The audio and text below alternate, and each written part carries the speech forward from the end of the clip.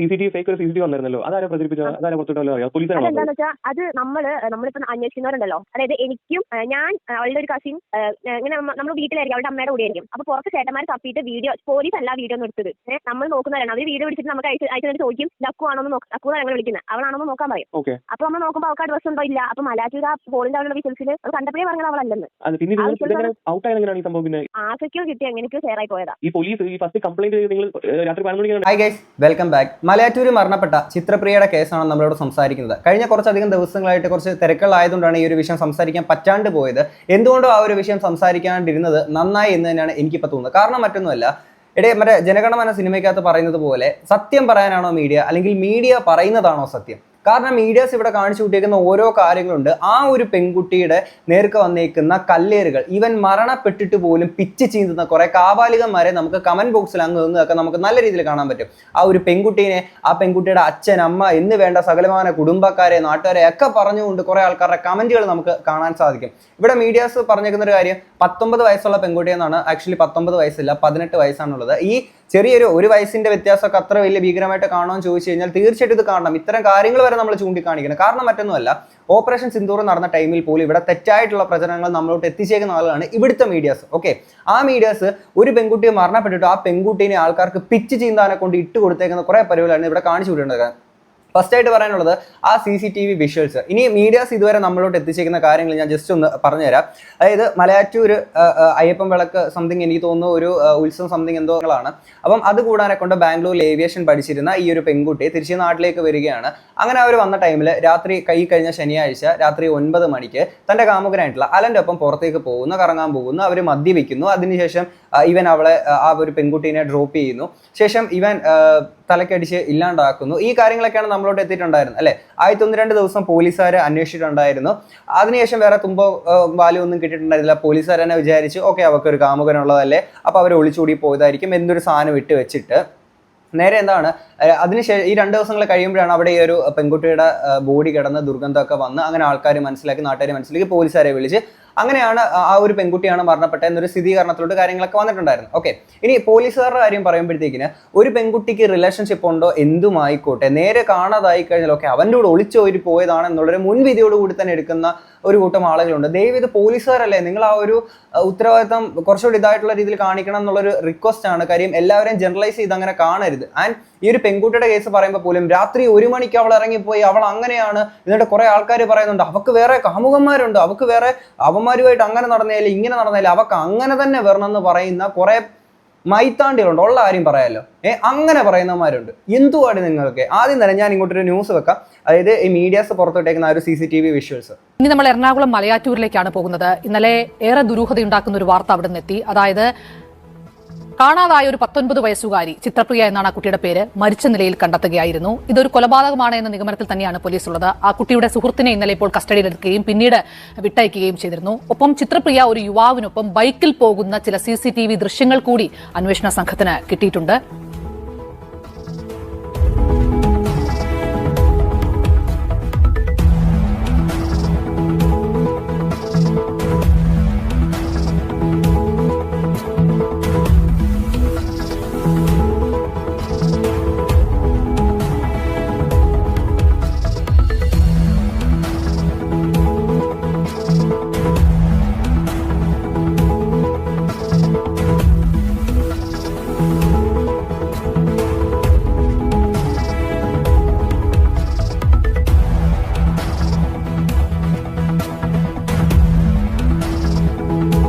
രാത്രി 1 മണി സംതിങ് ആ ഒരു ടൈം ഇവർ ഇതിനകത്ത് ഇങ്ങനെ കാണിച്ചിട്ടുണ്ടായിരുന്നു. അപ്പോൾ ഈ ഒരു CCTV വിഷ്വൽസ് ഇവരുടെ അല്ല. ഓക്കെ, അങ്ങനെ ഒരു സാധനം പുറത്തോട്ട് നിന്നപ്പോൾ ആൾക്കാരെല്ലാം കണ്ടേ രാത്രി 1 മണിക്ക് ഇവൾ അസമയത്ത് ഇങ്ങനെ ഇറങ്ങിയേക്കുന്ന കുട്ടി എന്നൊക്കെ പറയുമ്പോൾ ഇതൊക്കെ മറ്റേ ക്യൂൻ സിനിമയ്ക്കകത്തുള്ള ഡയലോഗ് ഓർമ്മ വരുന്നത്. ഏതാണ് അസമയം എന്നൊക്കെ ചോദിക്കുന്ന രീതിയിൽ അങ്ങനെ തോന്നിപ്പോവുകയാണ്. ഓക്കെ, എനിക്ക് മനസ്സിലാവുന്നില്ല ഇങ്ങനെ കുറെ ആൾക്കാർ രാത്രിയില്ല പെണ്ണുങ്ങളൊന്നും വീടിന് വെളിയിൽ ഇറങ്ങണ്ട. ഓക്കെ, ഇത് ഒന്നാമത്തെ കാര്യം ഫേക്ക് ആണ്. ഇപ്പം ഇത് ഒറിജിനൽ ആണെന്ന് വിചാരിച്ച് പറഞ്ഞേക്കുന്ന ആൾക്കാരുടെ അടുത്താണ് പറയുന്നത്. അങ്ങനെ പെൺകുട്ടികൾ എന്താണ് പുറത്തിറങ്ങിയാൽ എന്താ ആകാശം പിടിക്കും, അല്ലെങ്കിൽ ഭൂമി തിരിച്ചിറങ്ങും, സൂര്യൻ ഉദിക്കാതിരിക്കുമോ? അറിയാൻ മേലാത്തോണ്ട് ചോദിക്കുകയാണ്. പെൺകുട്ടി പുറത്തിറങ്ങി കണ്ടോ, അവളുടെ അച്ഛനമ്മമാരെ പറഞ്ഞാൽ മതി. ഒരു ലേഡിയുടെ ഞാനൊരു വീഡിയോ കണ്ടതാണ്. ഈ മരണപ്പെട്ട ഒരു പെൺകുട്ടീനെ പരസ്യമായിട്ട് ആക്ഷേപിച്ചുകൊണ്ട് ഒരു ലേഡി പറയുന്ന ഒരു വീഡിയോ ഞാൻ കണ്ടിട്ടുണ്ടായിരുന്നു. ഓക്കെ, ഞങ്ങളുടെ കാലത്ത് അന്ധകാലത്ത് ഞങ്ങളെന്ന് വെച്ച് കഴിഞ്ഞാൽ ഇങ്ങനെ ആയിരുന്നില്ല, ക്രൈംസ് ഒക്കെ അവിടെ നടക്കുമായിരുന്നു, പക്ഷെ ഇങ്ങനെയൊന്നും അല്ല, ഞങ്ങൾക്കൊരു ലൊയാലിറ്റി ഉണ്ട്, ഞങ്ങളെന്ന് വെച്ചാൽ ആത്മാർത്ഥതയായിരുന്നു, രാത്രി പുറത്തിറങ്ങൂല, കുലസ്ത്രീ വൈബടിച്ച് നിൽക്കുന്ന എക്സ്ട്രീം ലെവൽ സാധനമാണ്. ഓക്കെ, പൊട്ടക്കണ്ടിലെ തവളെ പോലെ നിൽക്കുന്നത്. ആ സാധനത്തിന്റെ കമന്റ് ബോക്സ് എടുത്ത് നോക്കിയപ്പോഴത്തേക്കിന് നിങ്ങൾ പറഞ്ഞതാണ് ശരി, ഈ പെൺകുട്ടികൾ എന്താണ് ഇങ്ങനത്തെ പെൺകുട്ടികൾ ഇങ്ങനെയാണോ ആവേണ്ടുന്നത്? എന്നിട്ട് കുറെ അവന്മാരെ ഇത് കണ്ടില്ലേ, നമ്മളൊക്കെ ഇങ്ങനെ സിഗ്മ അതിന്റെ കാരണം ഇതാണ്, ഇവളുമാർക്കൊക്കെ ഇങ്ങനെ തന്നെ വരണം, കണ്ടോ, മറ്റുള്ളവരെ ഇങ്ങനെ മൂഞ്ചി ചെയ്ത് പോയതല്ലേ, അവളെ അങ്ങനെ തന്നെ ചെയ്യണം, നാളെ ഇനി ഞാൻ ഇതുപോലെ കുറെ എണ്ണത്തിനെ ഇതുപോലെ ചെയ്യാനുണ്ട് എന്ന് പറയുന്നേക്കുന്ന കുറെ അവന്മാരെ കാണാൻ പറ്റും.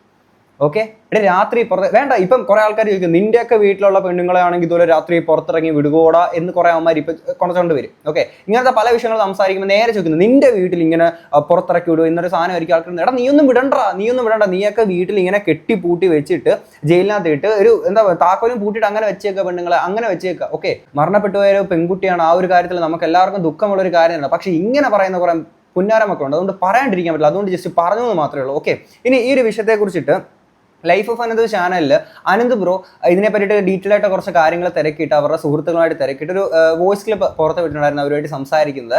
ആഡ്സ് ഓഫ് യു ബ്രോ, അടിപൊളി ഒരു കാര്യം തന്നെയാണ് നിങ്ങളിവിടെ ചെയ്തേക്കുന്നത്. കാരണം മീഡിയാസ് ഈ കൊണ്ട് തന്നേക്കുന്ന സാധനങ്ങളൊന്നും അല്ല ഇതിന്റെ റിയാലിറ്റി എന്ന് മനസ്സിലാക്കുമ്പോഴത്തേക്കിന് നമ്മൾ ആരെ വിശ്വസിക്കണം? ഞാൻ മുമ്പ് ഒരു വീഡിയോയിൽ പറഞ്ഞിട്ടുണ്ട്, സീക്രട്ട് ഏജന്റ് മറ്റേ വെറ്റിനറി കോളേജിലെ സിദ്ധാർത്ഥ് എന്ന് പറയുന്ന ആ ഒരു പയ്യന്റെ കേസ് പുറത്തോട്ട് കൊണ്ടുവന്നത് ഇവിടുത്തെ മീഡിയാസ് അല്ല, സീക്രട്ട് ഏജന്റ് എന്ന് പറയുന്ന ഒരു ഇൻഡിവിജ്വൽ യൂട്യൂബറാണ്. ഓക്കെ, ഈ ഒരു വിഷയത്തിന്റെ സത്യാവസ്ഥ കൂടുതലായിട്ട് മനസ്സിലാക്കാനെ കൊണ്ട് ലൈഫ് ഓഫ് അനന്ത് എന്ന് പറയുന്ന ചാനലിനകത്തോടാണ് കുറച്ചധികം കാര്യങ്ങൾ പുറത്തോട്ട് വരുന്നത്. അപ്പം നമ്മൾ എന്തിനി മീഡിയാസിനെ വിശ്വസിക്കണം എന്നൊരു ചോദ്യം മുന്നിൽ കിടക്കുകയാണ്. ഓക്കെ, എന്താണെങ്കിലും ഇതിനെ പറ്റിയിട്ട് പറയുന്ന കാര്യം നമുക്കൊന്ന് കേൾക്കാം. CCTV വന്നിരുന്നല്ലോ, അതാരാ പ്രചരിപ്പിച്ചത്? അതാരാ പുറത്തോട്ടല്ലോ അറിയാം? പോലീസാണ്. എന്താണെന്ന് വെച്ചാൽ അത് നമ്മളിപ്പോ അന്വേഷിക്കുന്നവരുണ്ടല്ലോ, അതായത് എനിക്കും ഞാൻ അവളുടെ ഒരു കസിൻ ഇങ്ങനെ നമ്മൾ വീട്ടിലായിരിക്കും, അവളുടെ അമ്മയുടെ കൂടെ ആയിരിക്കും. അപ്പൊ പുറത്ത് ചേട്ടന്മാർ തപ്പിയിട്ട് വീഡിയോ, പോലീസ് അല്ല വീഡിയോ ഒന്നും എടുത്തത്, നമ്മൾ നോക്കുന്നവരാണ്. അവർ വീഡിയോ എടുത്തിട്ട് നമുക്ക് അയച്ചു ചോദിക്കും, ലക്കു ആണോന്ന് ലക്കു ഞങ്ങൾ വിളിക്കുന്നത്, അവളാണോന്ന് നോക്കാൻ പറയും. അപ്പൊ നമ്മൾ നോക്കുമ്പോൾ അവൾക്ക് ഡ്രസ് ഉണ്ടോ ഇല്ല. അപ്പൊ മലാറ്റൂർ ആ പോളിന്റെ അവിടെ വിസിൽസിൽ അത് കണ്ടപ്പോഴേ പറഞ്ഞത് അവളല്ലെന്ന്. ആശയ്ക്കോ കിട്ടി എങ്ങനെയൊക്കെ ഷെയർ ആയി പോയതാ. ഈ പോലീസ് ഈ ഫസ്റ്റ് കംപ്ലൈന്റ് നിങ്ങൾ രാത്രി 11 മണിക്കാണല്ലോ, അതേ രാത്രി 11 മണിക്കല്ലേ കംപ്ലൈന്റ് ചെയ്യാൻ പോകുന്നത്? അന്നേരം പോലീസിന്റെ ഭാഗത്തുള്ള റെസ്പോൺസ് എങ്ങനെയായിരുന്നു? അത് പറഞ്ഞേ ചോദിക്കും, 18 വയസ്സ് കഴിഞ്ഞോ, ലവർ ഓർ റിലേഷൻ എന്തെങ്കിലും ഉണ്ടോ, അതാണ് അവർ ചോദിക്കുന്നത്. അവരെ ഉറപ്പിച്ച് ഒളിച്ചോടിയാണെന്ന്. അതാണ് അവർ ചോദിക്കുന്നത്. പിന്നെ പറഞ്ഞാൽ ഇത് ക്യാരക്ടർ വെച്ചിട്ട് ഇത് ചെയ്തു. ഇവളെന്ന് വെച്ചാൽ നാട്ടിലായാലും റിലേഷൻഷിപ്പ് അങ്ങനെ അമ്മ പറഞ്ഞ അവൾ കേൾക്കും, അമ്മയുടെ എല്ലാം പറയും, പക്ഷെ വേറെ ആരും എന്ത് പറഞ്ഞാൽ അവൾ കേൾക്കത്തില്ല. അങ്ങനെ ഒരു ക്യാരക്ടറാ, ഭയങ്കര ചില്ലായിട്ടുള്ള ക്യാരക്ടർ, അവൾ അവരുടേതായ ആ ഒരു രീതിക്ക് നടക്കുന്ന ക്യാരക്ടറാ. ഓക്കെ. ഇപ്പൊ ഞാൻ ഇന്നലെ ഇവരുടെ ഒരു റിലേറ്റീവ് സംസാരിച്ചപ്പോൾ പുള്ളി പറയുന്നത് എല്ലാവരും വിചാരിച്ചത് കുഞ്ഞു ഒളിച്ചോടി പോയി എന്നുള്ള തരത്തിലാണ്. പക്ഷെ ഞങ്ങളുടെ ഒരു കോമൺ ഫ്രണ്ട്, അവരുടെ ഒരു കസിൻ, ഞങ്ങൾക്ക് 3 പേർക്ക് ഉറപ്പായത്. കാരണം അവളായിട്ട് ഒന്നിനും പോകത്തില്ല. കാരണം അവളായിട്ട് പോകണമെങ്കിൽ ഒന്ന് വിളിച്ച് പറയും, അല്ലെങ്കിൽ എന്റെ അടുത്ത് അന്ന് ഒരുമിച്ച് പോകാന്ന് ഒന്നും അവൾ പറയത്തില്ല. പക്ഷെ നമ്മൾക്ക് കൂടുതൽ പറയാൻ പറ്റത്തില്ലായിരുന്നു, കാരണം അതിനൊരു വോയിസ് ഇല്ല. ബാക്കി എല്ലാവരും ഇങ്ങനെ ഓക്കെ അങ്ങനെ പോയതായിരിക്കും, അവളുടെ തെറ്റും കൊണ്ട് പോയതായിരിക്കും, ഒളിച്ചിരിക്കായിരിക്കും, അങ്ങനെയൊക്കെ ഒരു ഇത് പറഞ്ഞിട്ട് നമുക്ക് കൂടുതൽ വോയിസ് റേസ് ചെയ്യാനുള്ള ഒരു ഇത് നമുക്ക് അവിടെ കിട്ടിയില്ല. ഈ റിലേഷൻഷിപ്പിന്റെ കാര്യമൊക്കെ വീട്ടിൽ അറിയായിരുന്നു. കാരണം വീട്ടിൽ കുറെ തവണ പിടിച്ചു, വീട്ടിൽ നിന്നല്ല എല്ലാവർക്കും അറിയാം. അവൾ കാണുന്ന എല്ലായിടത്തും ഇതിനെ പറ്റി പറയുന്ന ടൈപ്പും, പിന്നെ കുറെ പ്രശ്നം ഉണ്ടാകുമ്പോൾ കരഞ്ഞിട്ടും, അങ്ങനെ എല്ലാവർക്കും അറിയാം ഉണ്ടായി. ഇവൻ ഇതിന് മുമ്പ് ഇതുപോലുള്ള എന്തെങ്കിലും പ്രശ്നങ്ങൾ എന്തെങ്കിലും ഉണ്ടാക്കിയിട്ടുണ്ടോ? പ്രശ്നങ്ങൾ അങ്ങനെ പ്രശ്നങ്ങളൊക്കെ പോസിറ്റീവ് ഉണ്ട്. പിന്നെ ഏത് നേരം ഇവിടെ വിളിച്ചുകൊണ്ടിരിക്കുന്ന ടൈപ്പാ. ഇവൻ സ്വന്തമായിട്ട് ബ്ലേഡ് വെച്ച് കൈ പോറിയെന്ന് അങ്ങനെ എന്തൊക്കെ ഒരു ന്യൂസ് ഞാൻ കണ്ടിരുന്നു. ഇവന്റെ അറിയാവുന്ന ഇവനൊരു സൈക്കോ മൈൻഡ് ആണ്, മുഖത്തേക്ക് പോലും ആരും അങ്ങനെ നോക്കത്തൊന്നുമില്ല, അങ്ങനെയൊക്കെയാ പറയണേ. ഞങ്ങളുണ്ടല്ലോ, അതായത് നമ്മൾ പറഞ്ഞില്ലേ ഉച്ചയ്ക്ക് ഞങ്ങൾ തിരിച്ച് മൊഴി എടുത്തോണ്ടിരുന്നപ്പോൾ തിരിച്ച് വീട്ടിലേക്ക് വന്നപ്പോഴാണ് ഈ സംഭവം പറഞ്ഞില്ലേ. അപ്പൊ നമ്മൾ ഈ സ്റ്റേഷന്റെ അകത്ത് ബാക്കിയുള്ള പോലീസുകാരൊക്കെ നമ്മൾ ചുമ്മാ കളിയാക്കുന്ന ടൈപ്പ്, ഭയങ്കരമായിട്ട് പുസ്തിക്കുന്ന പോലെയായിരുന്നു. അപ്പൊ പുറത്ത് ഇറങ്ങിയപ്പോൾ ഒരു അധികം ഏജ് ഇല്ലാത്ത അഫ്സൽ എന്താണ് സാറിന്റെ പേര്, ആ സാർ അപ്പോൾ ഇലക്ഷൻ ഡ്യൂട്ടി എന്തോ കഴിഞ്ഞിട്ട് അപ്പൊ ജസ്റ്റ് വന്നേ ഉള്ളൂ. പുള്ളി ജസ്റ്റ് സംസാരിച്ചപ്പോൾ പുള്ളി ലൈക്ക് നമുക്ക് സംസാരിക്കാൻ പറ്റുന്ന ആളാന്ന് തോന്നിയിട്ട് ഞാൻ പറഞ്ഞു, ഞങ്ങൾ സോണി എന്ന് പറഞ്ഞില്ല, ഞങ്ങൾക്ക് അവൾ അങ്ങനെ ചെയ്യത്തില്ലെന്ന്. ഞങ്ങൾ ആ 3 പേരും സാറിനടുത്ത് പറഞ്ഞു, ഇങ്ങനെ അവൾക്ക് എന്തോ പറ്റി കിടക്കുക, അല്ലെങ്കിൽ അവൾ എങ്ങനെയും വിളിച്ച് പോകണം, ഞങ്ങൾ ആരെയും അവൾ വിളിച്ചേനെ, അവൾക്ക് വേറെ എന്തോ പറ്റി കിടക്കുക, ഞങ്ങൾ സാറിനടുത്ത് പറഞ്ഞുള്ളായിരുന്നു. ആ സാറിന്റെ അടുത്തേക്കാണ് നമ്മൾ ആദ്യമേ സംസാരിച്ചെങ്കിൽ മേ ബി പെട്ടെന്ന് എന്തെങ്കിലും ഇതുണ്ടായത്. ഇലക്ഷൻ ആയിരുന്നു ഇവിടെ, അതുകൊണ്ട് തന്നെ അവർ ഇലക്ഷന്റെ തിരക്കില്ല, മിക്ക പോലീസും ഇലക്ഷന്റെ തിരക്കില്ല. അപ്പൊ അവരായ ഒരു ഇലക്ഷൻ പറഞ്ഞ് നടന്നു. ഇവർ കൊച്ചൊളിച്ചോടിയതായിരുന്നു പറഞ്ഞിരുന്നു, അല്ലാതെ ഇങ്ങനെയാണെന്ന് വിചാരിച്ച് നടന്നില്ല. അത് അവർക്കൊരു 100 കേസ് 1 കേസ് മാത്രം അത്രേ ഉള്ളായിരുന്നു. അവർ ഈ ലൊക്കേഷൻ ട്രേസ് ചെയ്യുക അല്ലെങ്കിൽ കോൾ ഡീറ്റെയിൽസ് എടുക്കുക അങ്ങനെ എന്തെങ്കിലും ചെയ്തിട്ടുണ്ടായിരുന്നോ? ഈ ഒരു മിസ്സിംഗ് നിങ്ങൾ കംപ്ലൈന്റ് ചെയ്ത സമയത്ത് ഇവര് ഫോണിന്റെ ലൊക്കേഷൻ നമ്മളെടുത്ത ടൈമിലൊന്നും ഇട്ടിട്ടുണ്ടായില്ല. കാരണം സൈബർ സെല്ലിലേക്ക് വിളിച്ച് ഇവിടെ നിന്ന് എന്തൊക്കെ ഫോം അയച്ച് കുറെ ലാഗ് ഉണ്ടെന്നാ പറഞ്ഞത്. അന്ന് തന്നെ, അതായത് ശനിയാഴ്ച തന്നെ ഇവര് ലൊക്കേഷൻ ഒന്നും എടുത്തിട്ടില്ലായിരുന്നു, നമ്മൾ തന്നെ ലൊക്കേഷൻ എടുത്തത്. കേട്ടല്ലോ, ഈ ഒരു കേസിൽ പോലീസുകാർ തന്നെ മുൻവിധിയോടുകൂടി തന്നെ എഴുതാണ് ഒളിച്ചോടി പോയതാണെന്നുള്ള രീതിയിലൊക്കെ തന്നെ. ഇവിടെ ജനറലൈസ് ചെയ്ത് ഒരുപാട് ആളുകൾ പറയുന്ന ഒരു സാധനമാണ് 2K കിഡ്സ് അല്ലേ, അവരങ്ങനെയാണ് ഇങ്ങനെയാണെന്നൊരു മുൻധാരണയോടുകൂടി തന്നെ എന്ത് വിഷയം വന്നാലും ഇങ്ങനെ വിചാരിക്കുന്ന ഒരു കാര്യമുണ്ട്. ബ്രോ, നിങ്ങൾ മനസ്സിലാക്കേണ്ട ഒരു കാര്യം എന്ന് വെച്ചാൽ എല്ലാ കാലത്തും ഇപ്പം ഞാൻ പറഞ്ഞ നേരത്തെ ഒരു കുലസ്ത്രീയുടെ കാര്യം പറഞ്ഞത് പ്രോമാക്സ് സാധനം, ഈ ഒരു പെൺകുട്ടി മരണപ്പെട്ടതാണെന്ന് പോലും ഒരു ബോധമില്ലാതെ വന്ന് ഇമാതിരി പറയുന്ന തെമ്മാടിത്തരം എന്ന് പറഞ്ഞുകൊണ്ടല്ലോ, അതിനൊക്കെ എന്ത് വർത്താനാണ് പറയേണ്ടതെന്നുള്ളത് എനിക്ക് അറിയത്തില്ല. അപ്പം ഇത് അന്ധകാലം ഇന്തകാലം ഒന്നും അല്ല, നിങ്ങൾ മനസ്സിലാക്കേണ്ടത്. ഇപ്പം നിങ്ങൾ ഈ അന്ധകാലം എന്നൊക്കെ പറയുന്ന ആൾക്കാരുണ്ടല്ലോ, കണ്ടോ, മെച്യൂർഡ് ആയിട്ടുള്ള നമുക്കൊക്കെ അറിയാം ഈ പെൺകുട്ടികളൊക്കെ ഇങ്ങനെയാണ്, ഇപ്പോഴത്തെ പിള്ളേരൊക്കെ എന്താണ് ഈ ഇപ്പോഴത്തെ പിള്ളേരെന്ന് പറയുന്ന ഇതേ ആൾക്കാർ ഇവരുടെ കുട്ടിക്കാലത്ത് ഇങ്ങനത്തെ കാര്യങ്ങളൊന്നും അവരുടെ ചുറ്റുപാടൊന്നും സംഭവിച്ചിട്ടില്ല, ഇതുപോലെ ഒരു പ്രേമം ഉണ്ടാവുക ഇങ്ങനത്തെ കാര്യങ്ങളൊന്നും ഉണ്ടായിട്ടില്ല. അപ്പം ഇതിനെ വെച്ചുകൊണ്ട് ഇവര് ബ്രേക്കപ്പ് ആയിട്ട് 1 വർഷത്തിന് മേലെ ഇവൻ എന്നിട്ട് അത്രയും സൈക്കോ ആയിട്ട് ആ രീതിയിലൊരു പെൺകുട്ടീനെ ടോർച്ചർ ചെയ്തുകൊണ്ടിരിക്കുകയായിരുന്നു. എന്നിട്ട് പോലും അതൊന്നും അതിൻ്റെ ഒരു സൈഡ് എന്താണെന്ന് ഇപ്പം ഇതിനകത്ത് ആ ഒരു ദിവസം സംഭവിച്ചേക്കുന്ന ക്ലാരിറ്റി എന്താണെന്ന് നമ്മളോട്ട് എത്തിക്കാനെ കൊണ്ട് ഇന്ന് ആ ഒരു പെൺകുട്ടി ജീവനോടില്ല. അങ്ങനെയുള്ള ഇവിടുത്തെ പോലീസുകാർ പോലും ഇങ്ങനെ ജനറലൈസ് ചെയ്ത് പറയാണ് അവരങ്ങനെയാണ് ഇവരിങ്ങനെയാണെന്നുള്ള രീതിയിലൊക്കെ തന്നെ. ഈ ഒരു പെൺകുട്ടിയുടെ ബന്ധു ഇപ്പോഴത്തെ ഒരു സിറ്റുവേഷനെ പറ്റിയിട്ട് പറയുന്നുണ്ട്, നമുക്കതൊന്ന് കേൾക്കാം. മരിച്ചുപോയ ചിത്രപ്രിയ എന്ന കുട്ടി എൻ്റെ വൈഫിൻ്റെ ചാച്ചൻ്റെ മകളാണ്. കുട്ടി മരിക്കുന്ന ദിവസം ഞങ്ങളെല്ലാവരും അവിടെ ഉണ്ടായിരുന്നു. അന്ന് തൊട്ട് ഇന്നലെ വരെ ആ വീട്ടിൽ തന്നെയായിരുന്നു ഞങ്ങൾ ഉണ്ടായിരുന്നത്. കുട്ടിയെ കാണാതായപ്പോൾ തൊട്ടിട്ട് തെരച്ചിൽ നടത്തുന്നതും പോലീസിൽ കേസ് കൊടുക്കുന്നതും അതിനെപ്പറ്റി ഒരുപാട് തവണ പോലീസ് സ്റ്റേഷനിൽ കയറി ഇറങ്ങി ഫോളോ അപ്പ് ചെയ്തതൊക്കെ ഞങ്ങൾ തന്നെയാണ്. ഇന്നലെ വൈകുന്നേരത്തോടെയാണ് ചടങ്ങുകളെല്ലാം കഴിഞ്ഞത്. അപ്പം സോഷ്യൽ മീഡിയയിൽ ഞാൻ ഇന്ന് കയറി നോക്കുമ്പോൾ കാണുന്നതൊക്കെ വളരെ മോശമായതും പിന്നെ ഈ മരിച്ചുപോയ കുട്ടിയുടെ മാതാപിതാക്കളെ പറ്റിയിട്ടും പറയുന്ന മോശമായ പല കമൻസുകളും ഞങ്ങൾക്ക് കാണാൻ പറ്റി. അത് മനസ്സിലാക്കേണ്ട ഒരു കാര്യം എന്ന് വെച്ച് കഴിഞ്ഞാൽ ഇത്രയും വലിയൊരു അപകടം നടന്നിട്ട് ആ വീട് ഇപ്പോഴും ഈ ഒരു ഷോക്കിൽ നിന്ന് കരകയറിയിട്ടില്ല. അവരിപ്പോഴും ആ കുടുംബം മൊത്തത്തിൽ ഭയങ്കര ഷോക്കിലാണ് നിൽക്കുന്നത്. പോലീസ് പുറത്തുവിട്ടിരിക്കുന്ന CCTV വിഷ്വൽസ് ആവട്ടെ, പറഞ്ഞിരിക്കുന്ന പല കാര്യങ്ങളിലും പല തരത്തിലുള്ള കളവുണ്ടായിട്ടുണ്ട്. പിന്നെ പള്ളിയുടെ മുന്നിൽ വെച്ചിട്ടുള്ള 2 ബൈക്കിലൊക്കെയുള്ള വിഷ്വൽസിൽ അതിൽ നമ്മുടെ മരിച്ചുപോയ ചിത്രപ്രിയ അല്ല കാണിച്ചിരിക്കുന്നത്, അത് വേറെ ഏതോ ആൾക്കാരാണ്. ആദ്യം ആ വീഡിയോയിൽ കാണിച്ചിരിക്കുന്ന ആളാരാണെന്ന് തപ്പിയിട്ട് അവരെന്തിനാണ് ഈ സമയത്ത് അവിടെ പോയതെന്നാണ് ചിന്തിക്കേണ്ടത്. പോസ്റ്റ്മോർട്ടം റിപ്പോർട്ട് ഇതുവരെ കിട്ടിയിട്ടില്ല. എന്നിരുന്നാലും പോലീസുമായിട്ടുള്ള പല രീതിയിലുള്ള ചർച്ച നടത്തിയതിന്റെ പ്രകാരം ഞങ്ങൾക്ക് മനസ്സിലായ കാര്യം വെച്ചാൽ ഈ കുട്ടി മരിച്ചത് ഏകദേശം 7 മണി 7, 8 മണി ടൈമിലാണ്, വൈകുന്നേരം ആണ് മരിച്ചേക്കുന്നത്. അന്ന് അവിടെ അയ്യപ്പൻ വിളക്ക് നല്ലൊരു വിളക്ക് നടക്കുന്നതിന്റെ ഭാഗമായിട്ട് ഞങ്ങൾ എല്ലാവരും കാര്യങ്ങളെല്ലാം കണ്ടുകൊണ്ടിരിക്കുകയാണ്. ആ സമയത്ത് ഞങ്ങൾ നോർമലായിട്ട് അവളും ആ ഒരു പരിപാടിയിലുണ്ടെന്നുള്ളൊരു വിചാരത്തിൽ നിൽക്കുകയാണ്. പക്ഷേ ഞങ്ങൾ അവളെ കണ്ടില്ല. അതിന്റെ ഭാഗമായിട്ടാണ് അന്ന് തന്നെ പോലീസ് സ്റ്റേഷനിൽ കംപ്ലയിന്റ് കൊടുത്തത്. രാത്രിയായിട്ടും പിന്നെ അവൾ വന്നില്ല എന്നുള്ള രീതിയിൽ ഞങ്ങൾ കംപ്ലയിന്റ് കൊടുത്തു. പല സ്ഥലത്തും പല രീതിയിലായിട്ട് ഞങ്ങൾ അന്വേഷിച്ചു. സൈബർ സെല്ലിൽ നിന്നും കിട്ടിയ വിവരപ്രകാരം പോലീസുകാരുടെ കൺഫർമേഷനോടുകൂടി മലയാറ്റൂർ പെട്രോൾ പമ്പിന്റെ പോയത്തിലുള്ള സ്ഥലത്ത് വെച്ചാണ് കുട്ടിയുടെ മൊബൈലിന്റെ നെറ്റ്വർക്ക് കണക്ഷൻ ലാസ്റ്റായിട്ട് കട്ടായതെന്ന് പറഞ്ഞിട്ട് ഞങ്ങൾ ആ ഏരിയയിലും അനുബന്ധ പ്രദേശങ്ങളിലും വീടുകളിലൊക്കെ തെരച്ചിൽ നടത്തിയിട്ടുണ്ടായിരുന്നു.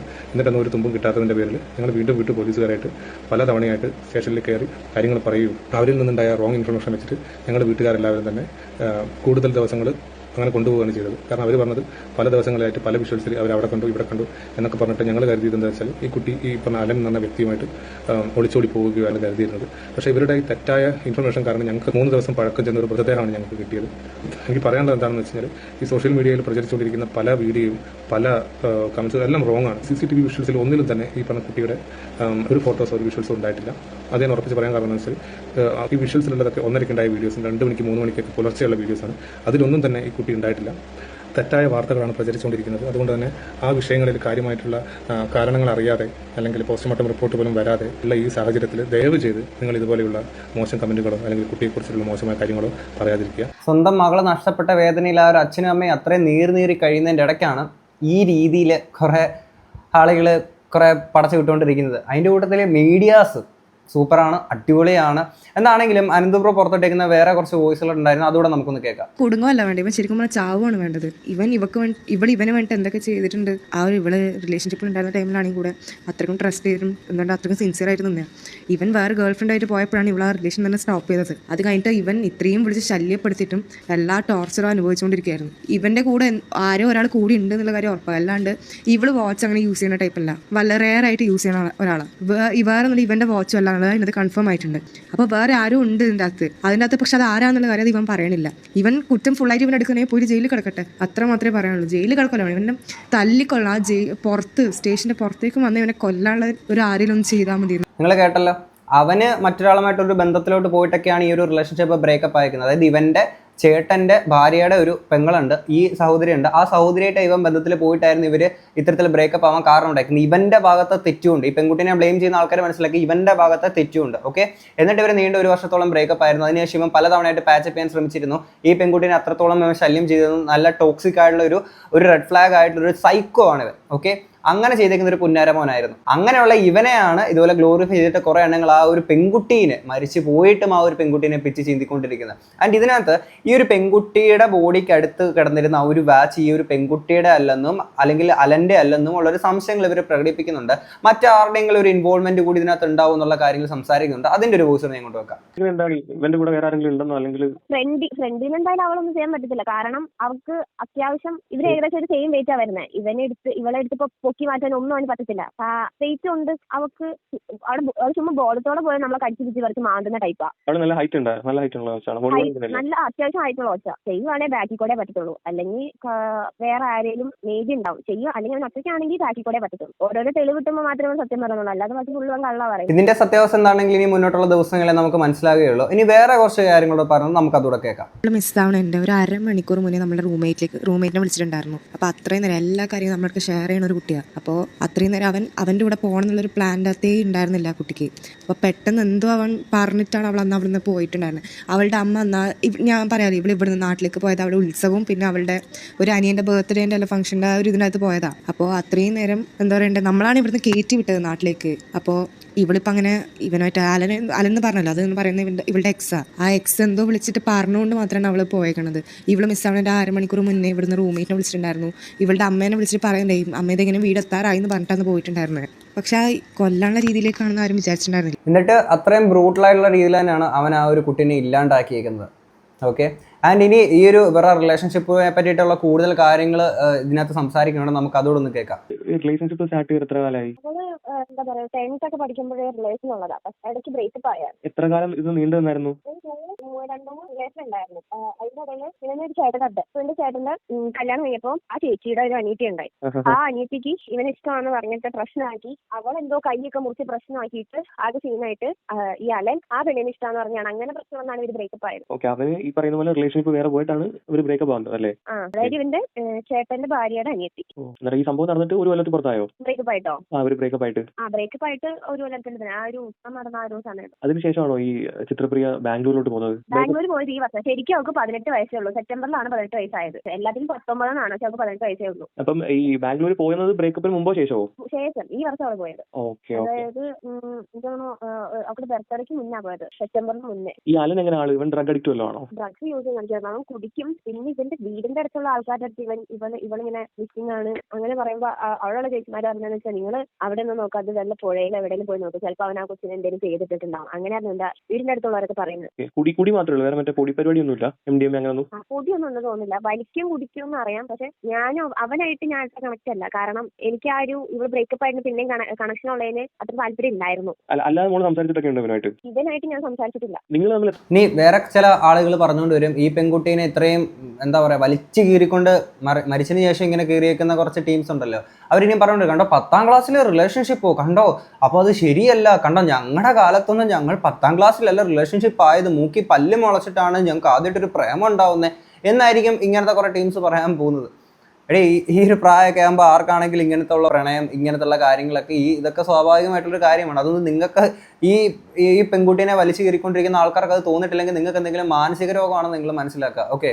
സ്ഥിരമായിട്ട് വിളിക്കുക അങ്ങനെ കുറെ ശല്യപ്പെടുത്തിയിട്ടുണ്ടായിരുന്നു. അതിനെപ്പറ്റി അങ്ങനെ പറയുന്നുണ്ട്. കാരണം ഇവളെന്ന് വെച്ചാൽ ബാംഗ്ലൂരാണ്. അപ്പൊ ഹോസ്റ്റലിൽ നിന്ന് ആയിട്ട് പുറത്തൊക്കെ പോകാറുണ്ട്. അപ്പം അത് ഈ അലൻ അറിഞ്ഞിട്ട്, അതായത് ഇവളുടെ അച്ഛനെ വിളിച്ച് പറഞ്ഞു, ചിത്രപ്പയുടെ അച്ഛനെ വിളിച്ച് പറഞ്ഞിട്ട് ഇങ്ങനെ ഒരു പ്രശ്നം ഉണ്ടാക്കി.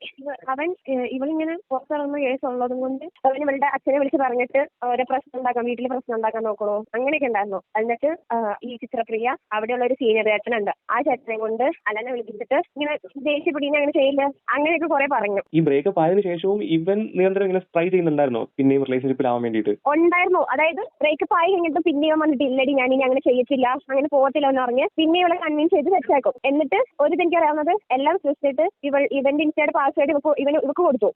ബ്രേക്കപ്പ് ആയി പിന്നെ സെറ്റായപ്പോ എന്നിട്ട് അവൻ പറഞ്ഞു അങ്ങനെ ഒന്നും ഉണ്ടാവത്തില്ലെന്ന്. അത് വിശ്വസിച്ച് അങ്ങനെ ഇരുന്നു. എന്നിട്ട് കുറെ നാൾ കഴിഞ്ഞപ്പോ ഇവൻ ഇൻസ്റ്റയിലല്ലായിരുന്നു വാട്സപ്പിൽ മെസ്സേജ് അയക്കുന്നത് ഇവൾ കണ്ടിട്ട് പിന്നെയും ബ്രേക്കപ്പ് ബ്രേക്കപ്പ് ആയി, പിന്നെയും പ്രശ്നമായി, അവൾ കരച്ചിലായി, അങ്ങനെയായി. അങ്ങനെ പിന്നെയും ബ്രേക്കപ്പ് ആയല്ലേ? ഓക്കെ. ഇപ്പൊ നിലവിൽ ഈ ഒരു സംഭവം നടക്കുമ്പോൾ ഇവർ തമ്മിൽ റിലേഷൻഷിപ്പിലല്ല. ഓക്കെ. പിന്നെ ഇതിലെനിക്ക് ആദ്യം പറയാനുള്ള ഒരു കാര്യം എന്ന് വെച്ചാൽ, നിങ്ങളുടെയൊക്കെ റിലേഷൻഷിപ്പിൽ നിങ്ങളുടെ പാർട്ണർ ഒരു റെഡ് ഫ്ലാഗ് ആണ് എന്ന് തോന്നിക്കഴിഞ്ഞാൽ, അതിപ്പോൾ പെണ്ണും ആകാം ആണും ആകാം, അയാൾ റെഡ് ഫ്ലാഗ് ആണെന്ന് തോന്നിക്കഴിഞ്ഞാൽ ആ സമയത്ത് അവിടുന്ന് രക്ഷപ്പെട്ട് ഓടുക എന്നുള്ളതാണ് ഒന്നാമത് നിങ്ങൾ ചെയ്യേണ്ട കാര്യം.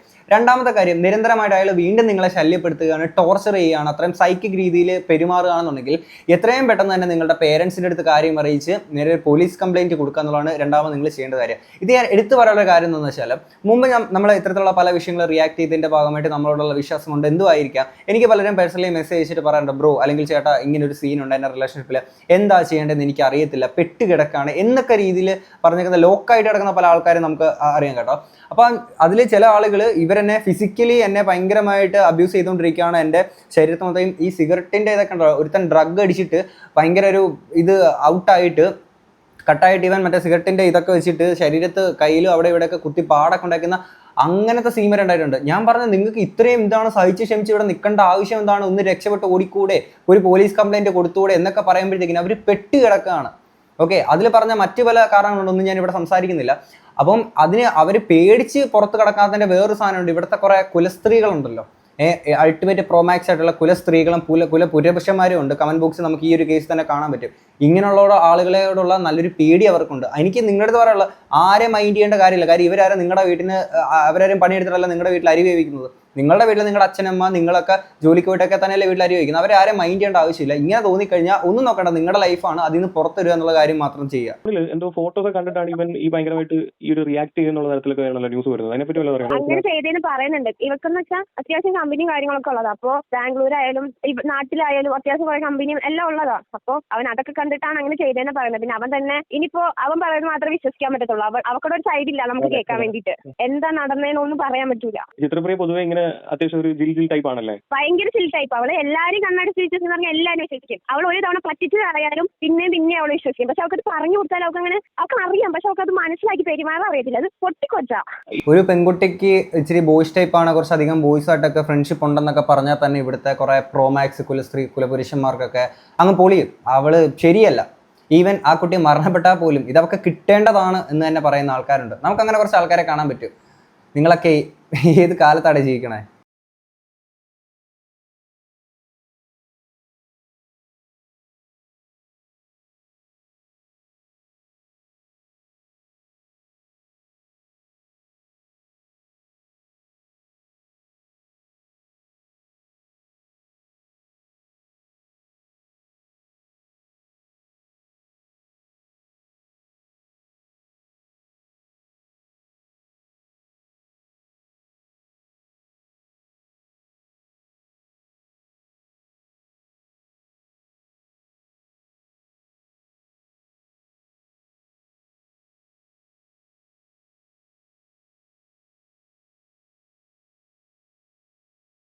ഞാൻ ഈ ചിത്രപ്രിയന്റെ ഇൻസ്റ്റാഗ്രാം നോക്കിയപ്പോൾ അതിനകത്ത് ഒന്ന് രണ്ട് മറ്റേ മദ്യക്കുപ്പിയൊക്കെ പിടിച്ചിട്ടിരിക്കുന്ന കുറച്ച് സ്റ്റോറീസ് കണ്ടിട്ടുണ്ടായിരുന്നു. കുഞ്ഞു അതില് അവൾ കുടിക്കും, പക്ഷെ അതിൽ പകുതിയും അവൾ പോയതല്ല. അവൾക്ക് അതൊരു ഇടാനായിട്ടുള്ള ഒരു തോരയില് ഫ്രണ്ട്സ് പോകുമ്പോൾ എടാ എന്നെ കൂടി മെൻഷൻ ആക്ക് എന്ന് പറഞ്ഞിട്ട്, പക്ഷെ അവൾ കുടിക്കും, വേറെ ഡ്രഗ്സ് ഒന്നും യൂസ് ചെയ്തിട്ടില്ല. പ്ലാൻ ചെയ്തിട്ട് വല്ലതും ഇവൻ പ്ലാൻ ചെയ്താന്നാ പറയുന്നത്. കാരണം അന്ന് അവിടെ വിളക്ക് നടക്കുന്നു. അന്നത്തെ ദിവസം എന്ന് വെച്ചാൽ എല്ലാവരും ആ ഒരു ഏരിയ, പിന്നെ ഈ ഒരു ഏരിയയിലേക്ക് അങ്ങനെ അധികം ആരും ഉണ്ടാകത്തില്ല, ഏരിയയിലേക്ക് ആരും ഉണ്ടല്ല. പിന്നെ പറയുന്നത് പിറ്റേ ദിവസം ഇവിടെ ഇലക്ഷൻ.